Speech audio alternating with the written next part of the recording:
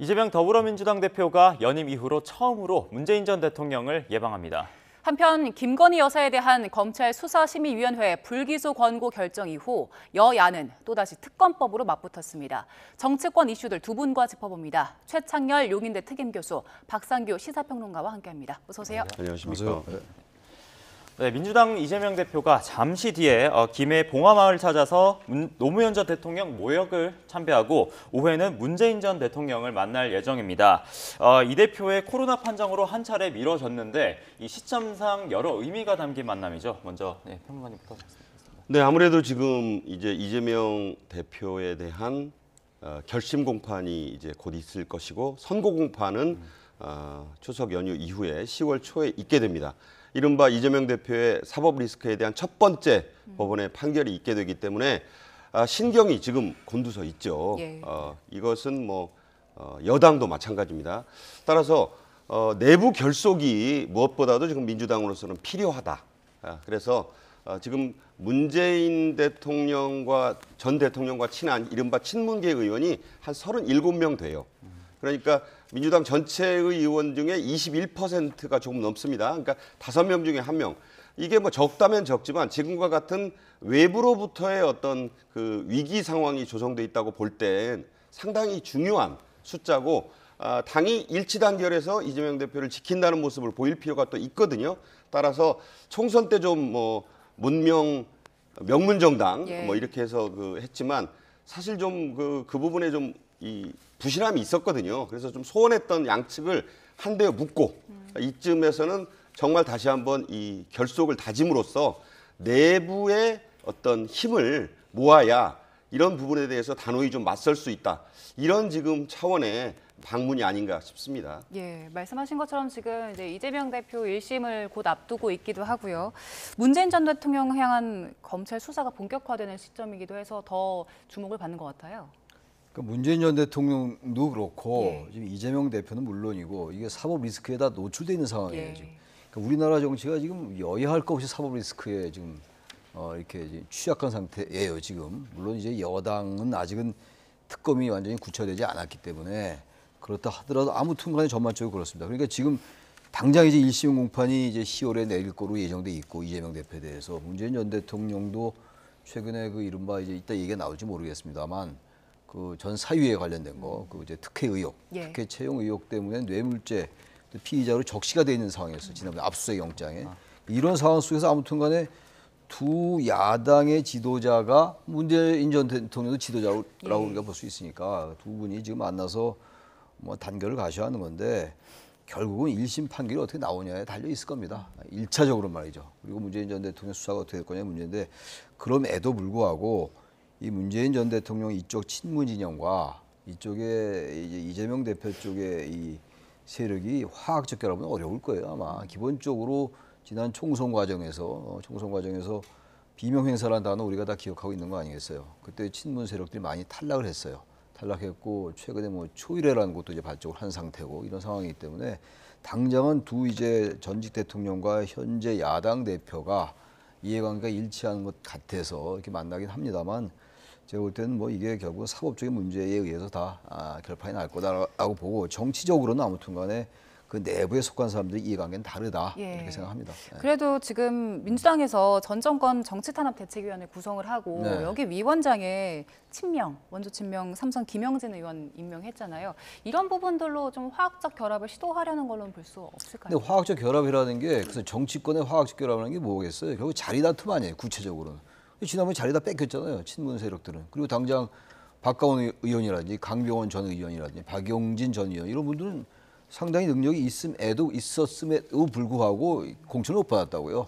그러니까 이런 부분들을 이제 놔두고 뭐 화학적 결합이니 뭐 물리적 결합이니 이게 우리들이 그냥 하는 얘기인데 결과적으로 1심에 있어서 지금 다 사법적인 위기에 노출돼 있는 상태에서 어느 정도의 그 이제 단결이 필요하겠죠. 그렇게 하는 것이고 지난번 이재명 대표 당대표 연임됐을 때 문재인 전 대통령이 뭐라고 얘기를 했어요? 배제와 편견은 안 된다라고 해서 또 탈당해라 뭐 이렇게 하고 또 이른바 이재명 대표의 지지층들이 얘기를 하고 그랬었던 거였잖아요. 그런 점에서 화학적 결합이냐 아니냐의 문제보다는 이 이제 사법 리스크를 어떻게 돌파해 나가느냐 두 분이 그게 관건이다라고 생각합니다. 네, 이런 일정도 있었습니다. 어제는 우원식 국회의장이 또 문 전 대통령을 예방을 했는데 의장 측에서는 7월부터 잡힌 일정이라는 이런 설명인데 이 지금 시점에 민주당 출신 국회의장 예방 어떻게 봐야 될까요?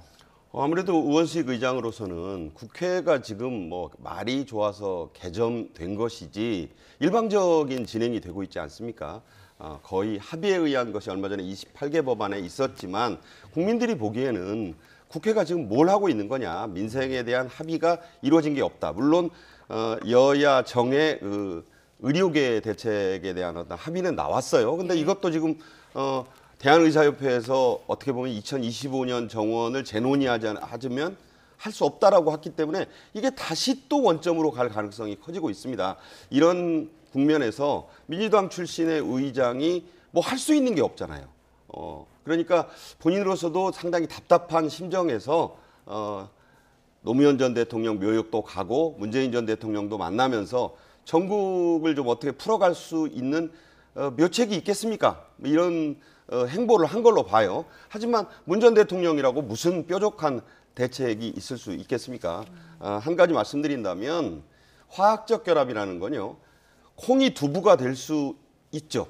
그게 이제 화학적 변화를 일으킨 거예요.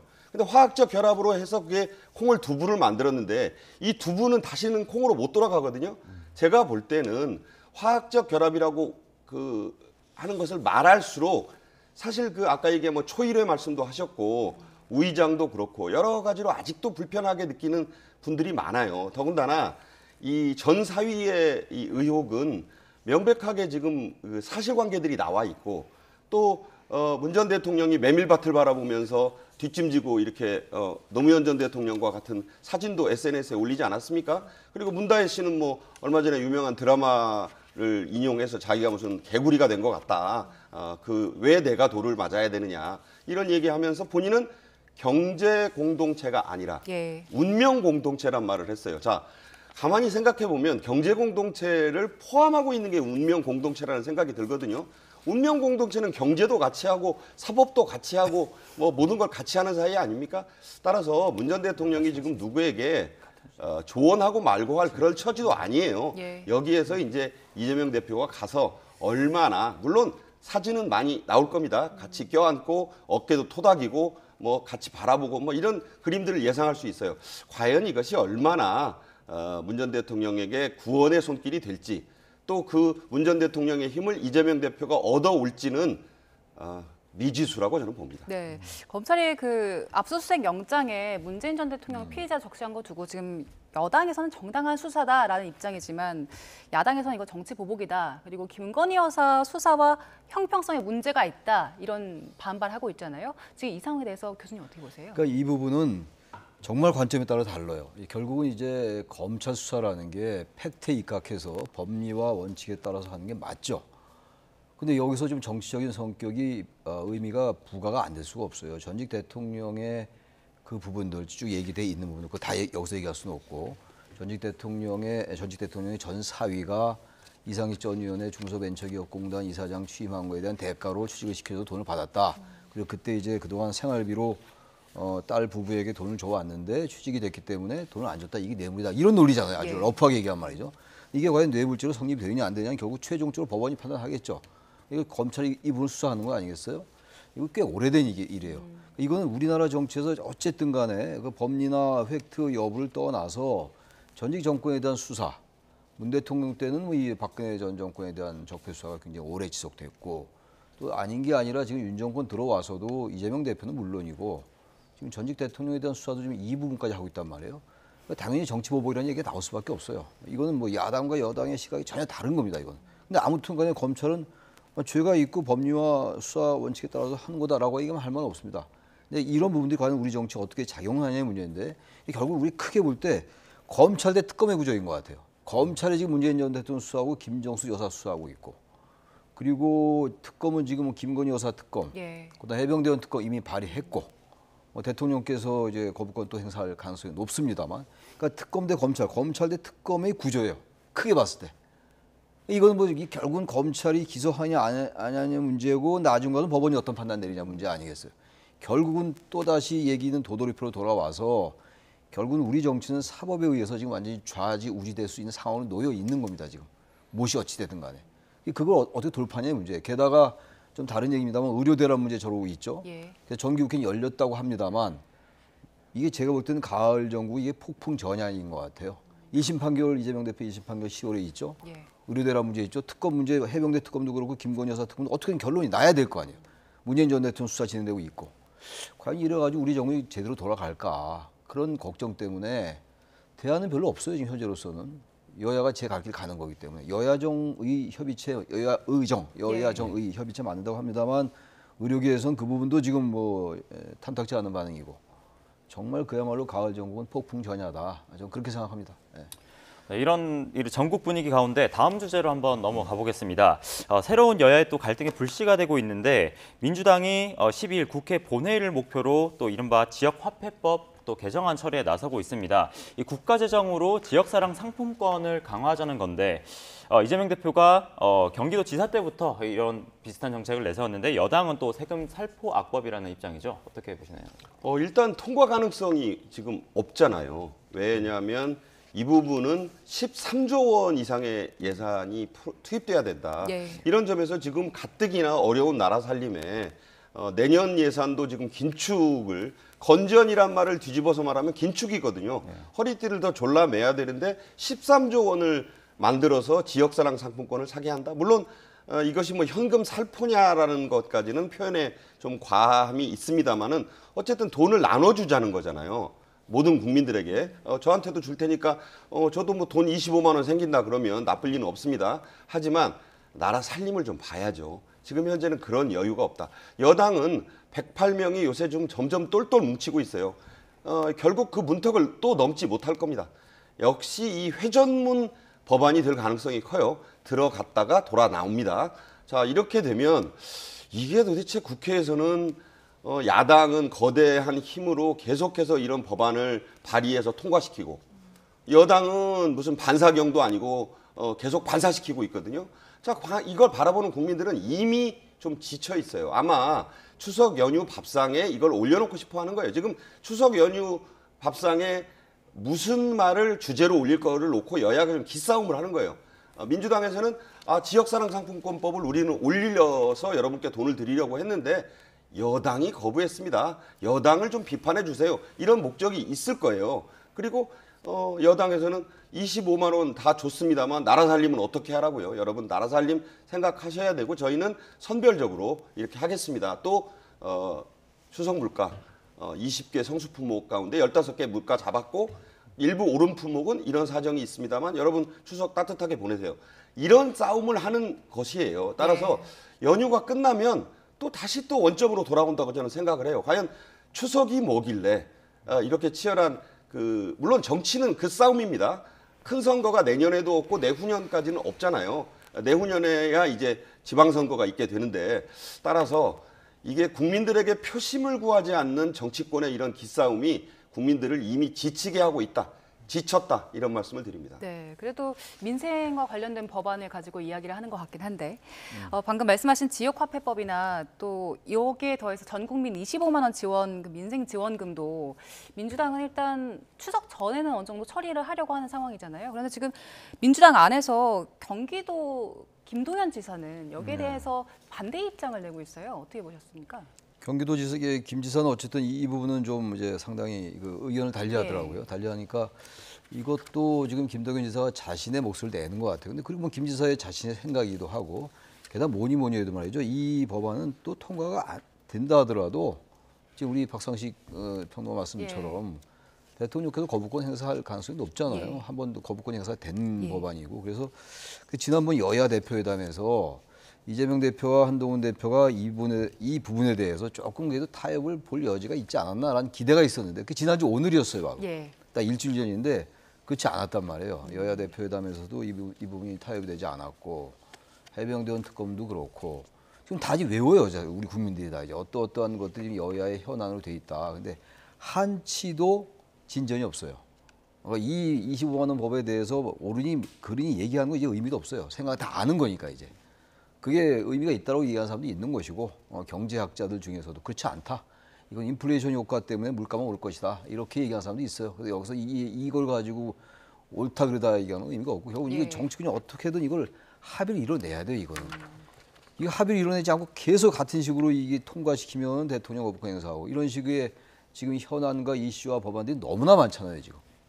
성격이 다른 차원이 다른 그 법안들이 너무 많아서 이걸 어떻게 할 건가. 그래서 이걸 언젠가 모든 건 끝이 있는 거 아니겠어요? 예. 이거 언제까지 이거 끌고 갈지. 그래서 제가 가을 정국을 주시하는 거예요. 지금 정기국회 열려 있고 예. 가을 국회라는 게 예상 국회이기도 하고 말이죠.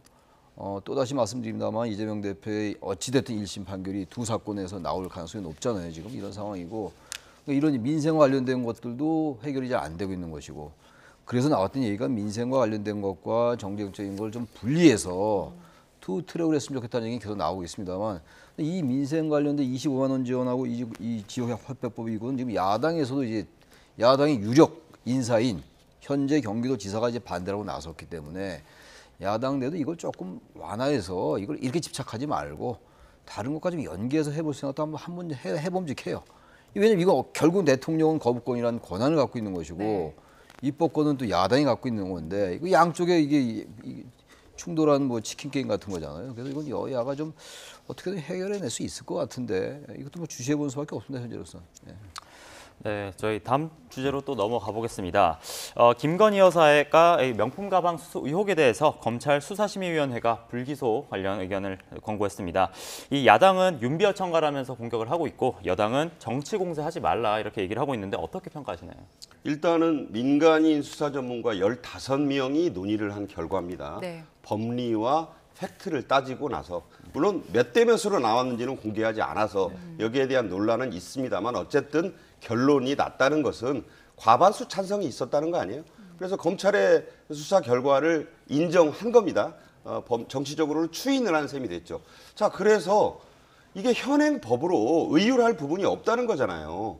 그러니까 김건희 여사의 그 명품백 수수가 현행 그 김영란법에는 저촉이 되지 않는다. 그리고 배우자인 대통령의 개입이라든가 권한 남용도 그렇게 볼 여지가 없다. 네. 자, 이렇게 얘기를 해서 결론을 낸 겁니다. 이 법학 교수, 전문가 이런 분들이에요. 이게 뭐 검사가 낀 게 아니잖아요. 그래서 난 결론에 대해서도 이걸 윤비어 첨가라고 하면 윤비어 첨가, 용비어 첨가 얘기하는 거 아닙니까?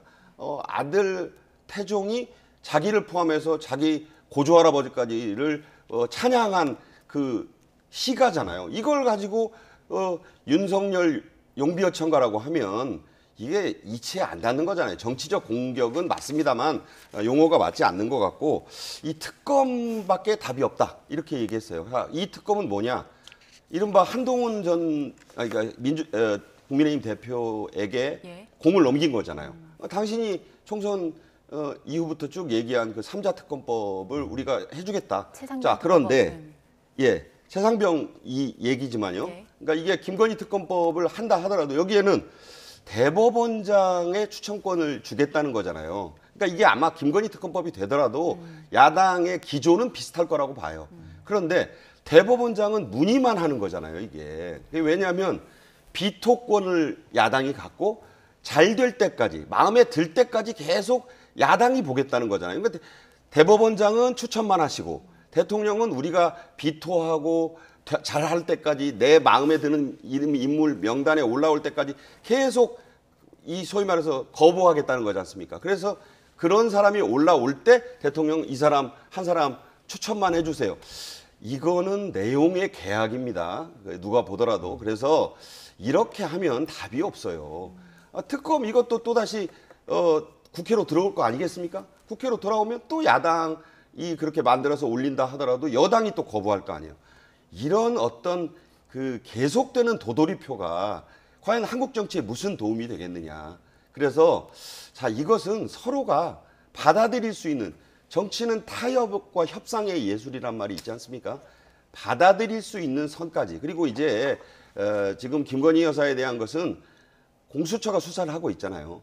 이제 공수처 수사에 대한 것도 결론이 곧 날 거라고 봅니다. 자, 이걸 보고 나서 결론을 내고 다시 한번 논의를 해서 이제 야당도 100%로 얻을 수는 없고 여당도 무조건 0으로 이걸 물리칠 수는 없지 않습니까? 그럼 어느 비율에서 이 특검이라는 것도 조율이 돼야 한동훈 전 한동훈 대표 보고 자꾸 밀어붙이게 되면 한 대표도 선택지가 이제 줄어들어요. 그럼 한동훈만 공격을 해서 이 문제가 풀릴 수 있느냐? 그것은 아니라고 봅니다. 네. 근데 이제 수사심의 결론은요, 좀 문제가 좀 있는 것 같아요. 제가 볼 때. 이 최재형 목사를 부르지 않았다고요. 예. 불러야 된다 의무는 없어요. 예. 근데 적어도 최재형 목사 측이나 김건희 여사 측이 전혀 주장이 다른 거 아니에요. 그러니 검찰은 일단 무혐의 결론을 내렸습니다만 이게 과연 정당한가를 알아보기 위해서 수사심의위원회라는 걸 소집한 거잖아요. 거기 무작위로 이제 추출해가지고 15명을. 그렇다면 적어도 수사심의위원회가 이 논의 과정에서 상대방의 얘기를 들어볼 필요는 있다고요. 그래야지 나중에 수사심의위원회가 어떠한 결론이 나오더라도 수사심의위가 어떤 결론을 내더라도 정당성을 확보할 수가 있는데 굳이 왜 최재형 목사 측을 안 불러서 또 논란을 야기시키냐고요. 이건 결국은 야당으로 하여금 봐라 답은 특검밖에 없다. 게다가 청탁금지법에 의하면 대통령 부인은 공직자 부인은 처벌 조항이 없어요. 그렇지만 지금 이쪽에 또 다른 주장은 변호사법이라든지 알선수재법이 위반이다라는 주장이 있단 말이에요. 게다가 어쨌든 간에 최재형 목사가 김창준 전 미국 연방 하원의원 그 뭐 안장해달라 공리묘제 그리고 뭐 통일 TV 송출 재개해달라 부탁 맞는 거잖아요. 그렇게 인식들 많이 하는 거 아닙니까? 그럼 거기에 대해서 대통령 부인이 아니었다면 그렇게 청탁했을까? 라는 가정이 충분히 가능하다고요. 그럼 적어도 거기에 대한 주장을 들어봐야죠. 그래야지 수사심의위원회가 충분히 양쪽의 의견을 듣고 결론을 내렸구나라고 합리성을 인정받을 가능성이 높아지지 않겠어요? 그래서 이번에 수사심의가 그냥 무혐의 똑같이 검찰과 내는 게 결론 봐라. 검찰총장은 어쩐 수사심의 소집을 얘기했었습니다만 수사심의가 이미 예정된 수준을 밟았다라는 비판이 직면할 수 있어요. 제가 볼 때 이거는 그래서 수사심의위가 좀 자초한 것 같아요. 야당으로 하여금 특검의 명분을 강화시켰다라고 생각하고 왜 최재형 목사 측의 의견을 듣지 않았을까라는 아쉬움이 있어요. 교수님 말씀대로 반쪽짜리였다라는 네, 저는 거기 비판이 동의합니다. 있습니다만 그래도 일단 법적인 부분은 일단락이 된 상황입니다. 그렇죠. 법적인 절차는 일단락이 되는데 예. 기왕의 절차적 정당성을 확보하기 위한 거였다면 보다 그런 논란의 소지를 아예 없애는 게 좋지 않았을까 이런 생각이 든다는 거예요. 지금 법사위가 이제 내일 법원소 열어서 총선 개입 의혹을 추가해서 김건희 여사 특검법 직회부하겠다 이런 방침 밝혔거든요. 김건희 여사 특검법 앞으로 어떻게 될까요? 그 답이 다 나와 있는 거 아니겠어요? 지금 해병대원 특검도 말이 공직자 범죄 수사처의 수사지. 얘가 제가 보기 영 공수처 수사가 영 미진해요.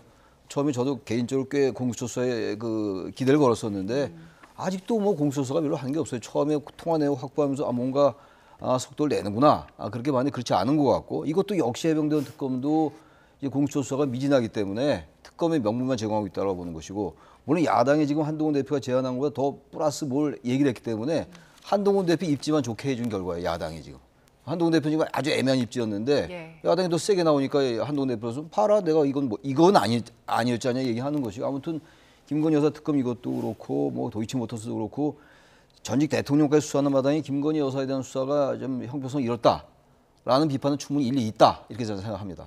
그러니까 제가 한마디만 첨언하자면 특검법이 궤를 같이 하고 있다고 보는 거예요. 아까 제가 말씀드린 게 대부분 그 해병대원 특검법에 관한 이야기였지만 야당의 전략은 같다고요. 그러니까 추천권을 개선해서 좀 뭔가 한동훈 대표가 이걸 결단하게 만들려고 한다면 한 대표에게도 뭔가 숨쉴 공간을 마련해주고 봐라 이렇게 그 야당이 개선된 안을 가지고 왔으니 한번 그래도 논의는 해봐야 될 거 아니냐 이렇게 해야 되는데 한 대표로서는 거절할 수 있는 힘을 자꾸 야당이 제공해 주는 거예요. 봐라, 당신들이 이렇게까지 하는데 내가 도대체 어떻게 하겠느냐 내 입장이라는 게 있는데 그래서 이 부분은 정치적으로 172석 플러스 알파 190석이 넘는 범야권으로서는 그 대단한 의석의 힘을 모으는 방법에서 좀 서툴다.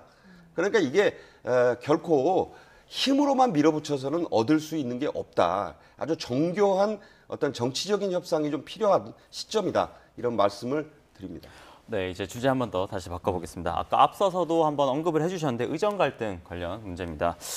정부가 의대 증원을 재논의할 수 있다 이렇게 밝혔는데 어제는 또 의료계가 의견을 제시하라고 밝혔는데요. 어쨌든 정부로서는 조금 전향적인 입장인데 어떻게 보시나요? 그러니까 맨 처음에 이제 대통령의 입장이나 대통령실이나 정부의 입장은 확고했잖아요. 근데 최근에 이제 한동훈 대표가 처음에 2026학년도 의대 직원 유예하자라는 얘기를 했을 때 대통령실에서 거부했어요. 정부가 거부한 다음에 워낙 상황이 급박하게 돌아가고 또 추석 앞두고 응급실 상황이 더 안 좋은 게 인식이 되면서 대통령실 정부나 보건복지부나 추경 원내대표조차도 입장이 바뀌었어요. 그러니까 여야 의정 협의체를 만들자는 것과 더불어서 원점에서 재논의할 수 있다. 2026학년도. 근데 2025학년도는 제가 봐도 지금 바꾸기가 어려울 거예요. 지금 내일 모레 수시 아닙니까? 근데 이제 어떻게 바꿔요? 의사단체 일각에서 그걸 주자는 건 저는 과도하다고 생각해요. 게다가 지금 국민들 일반도 그렇고 야당도 그렇고 이재명 대표도 증언에 대해서 동의하고 있는 줄 아니겠어요? 근데 무조건 의사 쪽에서 의사단체 쪽에서 한 명도 안 된다. 이건 말이 안 돼요. 게다가 여론도 상당히 의대 증원은 필요하다는 여론이 많다고요. 단지 2,000명씩 매년 5년씩 해서 10,000명 이 부분이 문제가 됐던 거예요, 사실. 왜 꼭 2,000명이래 되냐? 1,999명은 안 되냐? 뭐 이런 거 아니에요, 극단적으로. 거기서 좀 양보하는 거 아닙니까, 정부가 지금. 원점 재논의 가능하다. 그럼 의사들이 들어와야죠. 근데 아직도 무조건 0명이래야 들어온다는 건 말이 안 돼요. 그래서 처음에 의사들이 비판받다가 그다음에 정부나 정부 사이가 비판받다 이렇게 의사들이 다시 비판받는다고요. 저 의사들이 이렇게 나오면 안 된다고 생각합니다. 6일에는요, 대통령실도 그렇고 국민의힘도 그렇고 의대 증원 이제 원점 제로 베이스에서 검토할 수 있다라고 얘기를 해서 좀 기대감을 사실 가졌거든요, 많은 분들이. 그런데 다음 날에 국무조정실에서 과학적 근거에 기반한 의료인 수요 체계를 가지고 논의를 해야 한다. 의료계가 우선 의견을 제시해야 한다 하면서 약간 또 톤이 살짝 달라졌나? 이거 어떻게 탈출구를 찾을까 하는 생각이 들더라고요. 그러니까 정부 측의 톤만 달라진 게 아니라 대한의사협회, 그 앞서서 경기도 의사회가 강경한 입장을 내니까 대한의사협회가 또 새로운 성명을 7일 날 냈어요. 예. 그 내용이 뭐냐면 2025년 정원 논의는 왜 안 됩니까? 근거가 뭡니까? 이런 제목이에요. 약간 시비좀이다 이게. 뭐냐면 그런데 안 되잖아요. 당장 말씀하신 대로 다음 주부터 2025년 후학년도 대학 입시 수시 모집이 시작이 돼요.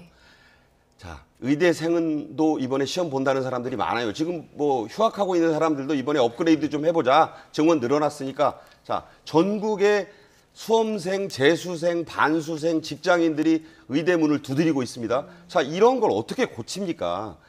뭔가 의사들도 합리적인 안을 내야 돼요. 바로 그 합리적인 안이라는 거는 자기네들도 이번 기회에 자 정부가 약세를 보이니까 좀 더 밀어붙여. 이게 무슨 전쟁입니까? 전쟁으로 인식한다는 것 자체가 환자들을 벼랑 끝에 세워놓고 내모는 듯한 분위기인 거예요. 자, 물러나야죠. 물러나고 얻을 수 있는 걸 얻어야죠. 자꾸 이렇게 해서 하루하루 피가 마르고 아까 어떤 그 조간신문 사진 보니까 아기를 품에 안은 엄마가 응급실 문을 다급하게 열려고 발을 들고 하는 모습을 보면서 참 안타까운 마음이 들었습니다. 이게 이번 추석 연휴는 무조건 아프지 말아야 돼. 이런 얘기들을 서로들 한다잖아요. 의사협회가 이제는 2025년은 건들지 말자, 손대지 말자라는 여야의 합의도 존중하고 지금 여야 정의 일단 의료계가 합류 안 해도 논의를 당장 시작해보자는 거잖아요. 자, 의사들이 들어와서 뭔가 테이블에 마주 앉아야 이게 답이 나옵니다. 무조건 내가 옳고 내가 원하는 2025년부터 원점 베이스, 제로 베이스 논의 이렇게 해서는 죽어나가는 것은 또 고통을 받는 것은 환자들 뿐이다. 환자는 그렇게 말하는 의사들 자신일 수도 있고 그 의사들의 가족일 수도 있어요. 이런 면에서 정부만 탓할 것은 아니고 머리를 맞대고 여야도 모처럼 이 부분에서는 좀 전격적으로 전향적 합의를 이뤄야 되겠다 생각합니다. 네, 여기까지 저 이재명 대표의 문재인 전 대통령 예방 소식과 또 의정 갈등 소식까지 알아봤습니다. 최창렬 용인대 특임 교수 그리고 박상규 시사평론가님이었습니다. 고생하셨습니다. 네, 고맙습니다.